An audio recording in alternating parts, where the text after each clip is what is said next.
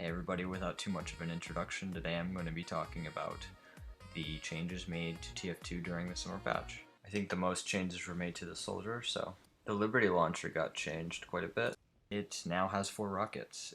Projectile speed is still the same, and there's a 25% damage penalty to it now, so it's going to do a little bit less damage. However, you have 4 rockets, so it's kind of a give or take.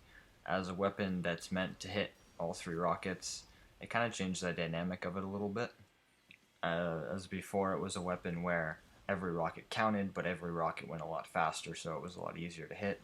Now it's a weapon that does less damage, and the projectiles go faster, and it does less damage. So that's something that will be a little bit interesting to see. I don't think it will be quite as easy for new players to use, simply because it's going to be doing less damage. But who knows? Next up, we have the Beggars Bazooka. And this is really interesting. Instead of loading up another rocket that hurts you, as you just saw there, I loaded up 3 rockets, and then instead of putting in a 4th and exploding, and then putting in a 4th and exploding, you try to put the 4th rocket in, it says, no, this can't go in here, and the 3rd rocket explodes, and then the 2nd rocket explodes, and then the 1st rocket explodes, and by then you're probably dead. So it's a little bit different. It penalizes you a lot more if you don't fire in time. That's the main key thing that they did to that. So, a little bit interesting, just going over the changes here. And next up, the escape plan, which now gives you a little red, or gives you the skull and crossbones above your head, which means that you take mini crits while you have it out. So basically what that means is that whenever you have the escape plan out, if anyone sneezes in your general direction, you're probably going to die. What's interesting about that is that it kind of was like that already. If you had that low health, then it was going to kill you anyway, but I mean, I think it's still very viable. It's still great for getting away, and I'll show that again here a little bit later. The Mangler. I actually kind of love this weapon now. It only has 4 rockets now, or 4 charged particles or whatever. The charged particles still, they do the exact same amount of damage as an actual rocket. They go the exact same speed, they just look a little bit different. And the noise that it makes, and just the way that this weapon operates, is just very, very cool to see, very, very fun. And then, instead of just someone exploding, they basically evaporate. Here, the escape plan. I was getting shot by a heavy, and I still escaped. So it's okay. It's an okay weapon. It'll work. And then the other thing about the Mangler, you can set people on fire. Can you set people on fire with a regular rocket launcher? I don't think so. I don't think so. He just evaporated. That's why this weapon is kind of fun. It's kind of interesting to see. It's actually banned from 6v6s because it's so fun and interesting and different and better, actually. Because you can fire forever and ever and ever and not have any ammo issues. One of the worst things in 6v6s sometimes can be trying to find ammo for your demo and your 2 soldiers and your 2 scouts when they're unloading and unloading and unloading. So this is actually banned from 6v6s for that reason. But anyway, I'm not going to talk too much about 6v6 here. I'm going to talk about that more towards the end of the video. You can see that part in the link in the description below. The other thing that I wanted to talk about was the changed backup battalions and conch thing, the conch one. And instead now of when you take damage they charge, now all of the buff banner, or all of the banners, charge with damage that you do. You can see I'm using the conch right now. It's at half, and it's not because I've been taking damage, it's because I've been giving damage.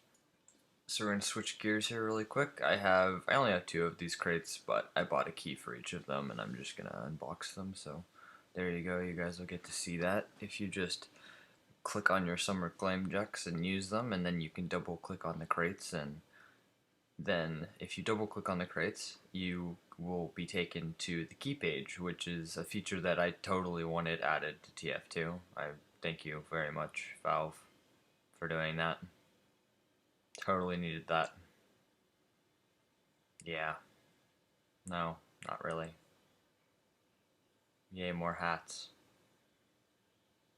But anyway.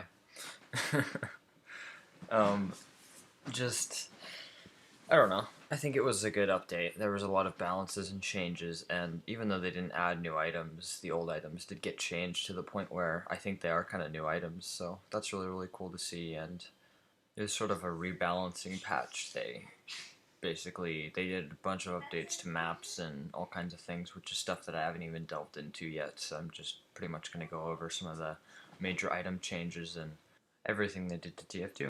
Also, we can make this video without talking about this set. Does it even matter that I bought the familiar fez? Because I just have a cool taunt instead of having reduced noise damage now. That's just awesome. And also, as you saw right there, the dead ringer gets used up depending on how much of it you have left. And it gets used up as you take damage now. Next up with the Phlogistinator, I just got my oomph meter up a little bit by catching someone on fire with my flare gun, and now I go to resub, and it doesn't go away now. I think that was a great bug that they fixed, so thank you Valve for that. And something else that I actually don't have a clip for is the Rescue Ranger, and the Rescue Ranger now also heals your sentry 25 metal more per shot, and it also does more damage. That was an interesting new little change that they did to that. Next up, the gas jockey set is useless now. There's no reason to have it because your Powerjack now gives you the speed bonus, and it gives you a 25% speed bonus and a 20% increase to all of the damage that you take. Now, the damage increase that you take is active the entire time, whether you have the Powerjack out or not. However, the speed bonus is only active when you have the Powerjack out. So, that kind of got nerfed a little bit. So, not quite sure how I feel about that. That part of the Pyro did get nerfed a little bit, but Pyro is still kind of a very, very, very overpowered class anyway. So yeah, those were some of the major changes that I noticed. I really want to talk about what this meant for 6v6, 9v9, everything involving that, and for the most part, everything will stay pretty much the same. People will still use the escape plan.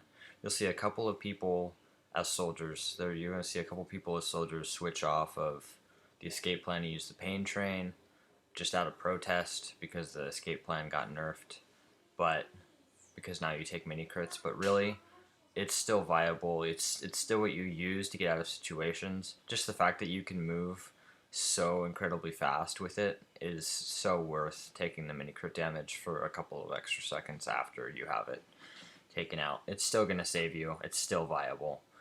The winger, which is something that I didn't get into. The winger is, I use it on my scout. I used it the second that I finished downloading the update. I got into a 6v6 pug and I immediately used it on my scout. I just threw it on there right away because the first jump that you have with the winger is, what is it, 30 or 40% higher? I don't remember exactly what the stat was on that, but it's a significant amount. It's basically one Boston bash with that, so that's incredibly good. That's going to make it much easier for scouts to sort of maneuver if they have it out, but that's only if you have the winger out. So that's very, very interesting. Anything that makes a scouts more maneuverable, more or quicker, anything like that is very interesting to me specifically.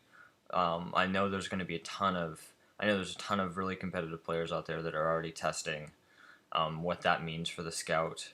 I know I made a jump on CP Snakewater, and it was from the regular window, like the window out of, window. It was out of that window onto that little gate that blocks off like the second control point from like the kitchen. It was like onto that gate, and I was able to make that jump without having to Boston bash. So I think that's really, really cool. It's really interesting. It's going to be fun to see how that works out for scouts, and I'm sure there's going to be a ton of really interesting things that are going to come out of that. So I'm definitely going to be paying attention to all of that and seeing what people will make of that. Something else that I didn't address was the quick fix, and the quick fix is now actually going. It might be viable for 6v6. It depends on the situation that you use it in, because now you don't have a full overheal when the quick fix is being used, but you get a 50% overheal. And what makes that interesting is I also ran that in a 6v6 match, and if you're healing your demo, you get to mid so quickly. We literally left all the soldiers and the scouts like way in the dust, and me and my demo were sticking up the enemy's choke long before everyone else got there. It was so fast. The demo can just move like no tomorrow when he has a medic dedicated to healing him. So um, it won't be always used. I think that's honestly a situation where if you're having trouble winning mid fights, then that's a great situation to use it in, because the quick fix allows you to get to mid way before everything else. So that's going to be it's a new thing that a medic can do to change things up, and anything that a medic can do to be more useful, I think is awesome, because medic is such a strategic role to begin with. So I can't really think of anything else that I want to talk about at the moment. Those are the main implications for 6v6. Beggars Bazooka is still banned. Mangler is still banned, excuse me, even though the recent patch changes. Um, we'll see. I'm pretty sure that that's not going to change. I'm pretty sure they're going to keep to that. The Mangler still can fire without using ammo, and the Beggars Bazooka can still light someone up with 3 rockets by just looking around the corner. So um, 6v6 is supposed to be more about skill and not so much about like what weapons you decide to use. But I don't know. That's kind of up to all the leagues and everything like that. It's not up to me. So we're at 12 minutes for this video now, so I'm going to wrap it up. Thanks so much for watching, guys. Hope you guys enjoy the patch and get out there and enjoy it and play some TF2. So thanks so much for watching. See you next time.